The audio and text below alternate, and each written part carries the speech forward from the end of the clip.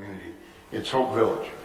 Do you support it as it's currently structured? Why or why not? What needs to change? What else do we need to do? I appreciate the question. I absolutely support Hope Village. I'm proud of our work with Hope Village. Myself, about a dozen volunteers, spent about a week physically assembling those pallet structures, bolt by bolt, to begin to foster some hope for change in our community. Our community demanded action of our city council.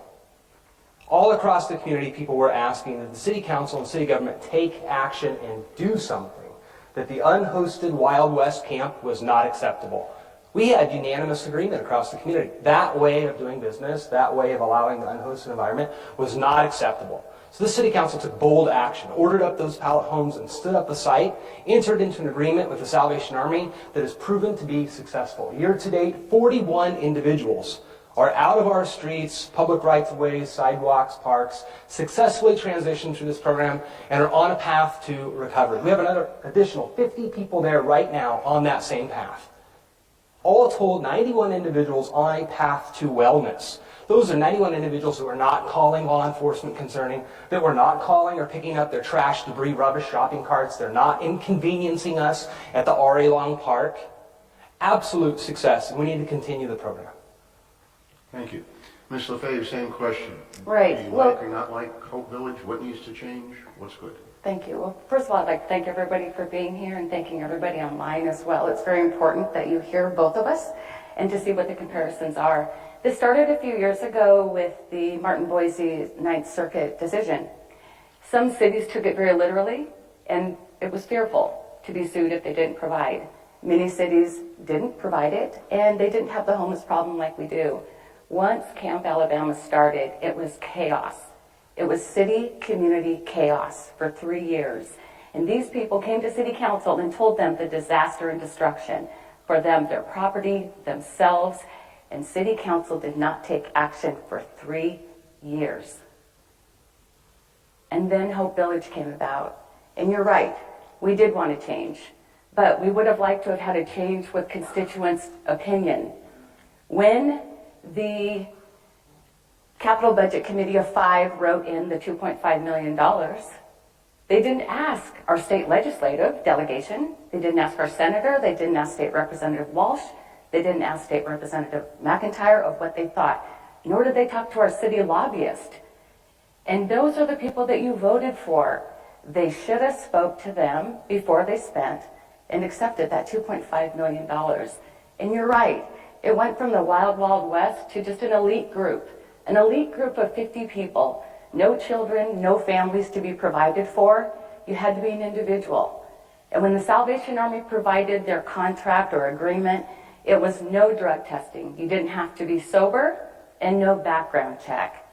And I know that everybody's addiction journey is different, but like Community House, you are tested for drugs, you are made sure that you're not using. And how do we know that there isn't a murderer or a rapist there without a background check? And I'm not saying that all felons can't be successful. They can. I know them. But it did turn to the wild, wild west, to the small elite group that just isn't enough. Thank you. Mr. Wallin, anything you wish to respond to? Sometimes it feels like the city council can never do enough. Like that we can never get it right. On a regular... Okay, that's enough. Come on, everybody be an adult this time. On a regular occasion, this city council and city administration works tirelessly to find new ways of doing things, to find new solutions, to come up with answers, to try new things, to test things. Hope Village is one piece of the entire puzzle. It's just one piece. It's not a solution to solve homelessness from Longview. Certainly we can't do that from Longview. It's only one piece that's addressing this immediate need. There are other partners in the community who are successful in helping other individuals in many different ways. Hope Village is just one piece, and we're going to continue to build on it.